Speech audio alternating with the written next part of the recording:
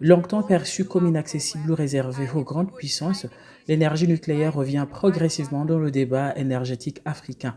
À Kigali, le sommet sur l'innovation en matière d'énergie nucléaire en Afrique, NEISA 2026, met l'accent sur une nouvelle génération de technologies, notamment les petits réacteurs modulaires et les micro-réacteurs, présentés comme plus flexibles et mieux adaptés aux réalités africaines.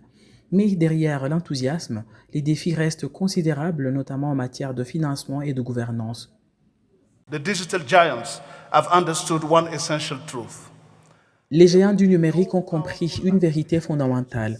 Il ne peut y avoir d'intelligence artificielle performante sans une énergie fiable, disponible à la This is demande also et a message décarbonée. for Africa. C'est également un message pour l'Afrique. Il ne peut y avoir de souveraineté numérique africaine sans souveraineté énergétique africaine. Mais soyons lucides, les ambitions ne sont que des bonnes intentions et ne suffiront pas à concrétiser cet avenir. Le financement restera un défi central. Le coût du capital reste élevé, les projets restent fragmentés et de nombreux pays ne disposent toujours pas de l'écosystème institutionnel nécessaire pour passer de l'ambition politique à de projets bancables. Required to move from political ambition to bankable projects. Le Rwanda, qui accueille ce sommet pour la deuxième fois consécutive, veut justement se positionner parmi les pays africains pionniers dans ce domaine.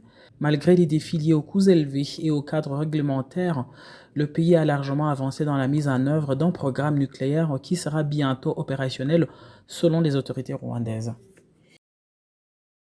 Rwanda is pleased to have successfully completed the IAEA's Phase 1 integrated nuclear. Le Rwanda se réjouit d'avoir mené à bien la première phase de l'examen intégré de son infrastructure nucléaire menée par l'Agence internationale pour l'énergie atomique. Nous avons l'intention de rendre l'énergie nucléaire opérationnelle d'ici le début des années 2030 et cette évaluation confirme que nous sommes sur la bonne voie. Pour l'Afrique, l'énergie n'est pas seulement une question de développement, c'est le fondement de la croissance industrielle et de la compétitivité. It is the foundation of industrial growth and competitiveness. Au-delà du Rwanda, plusieurs pays africains avancent déjà dans la construction d'un cadre réglementaire et institutionnel destiné à accueillir cette technologie.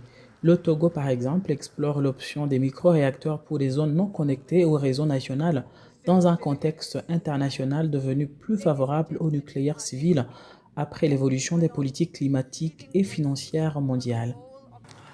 Le nucléaire civil, et singulièrement les petits réacteurs modulaires et les micro-réacteurs, n'est plus une option lointaine.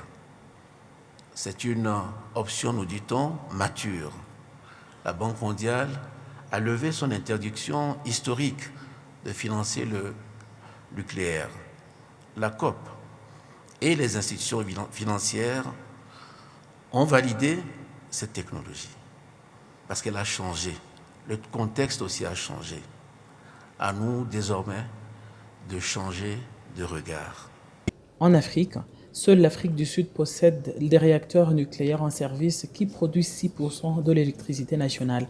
L'Égypte est sur le point de finaliser une gigantesque centrale nucléaire d'une capacité de 4800 MW avec une mise en service prévue pour 2028.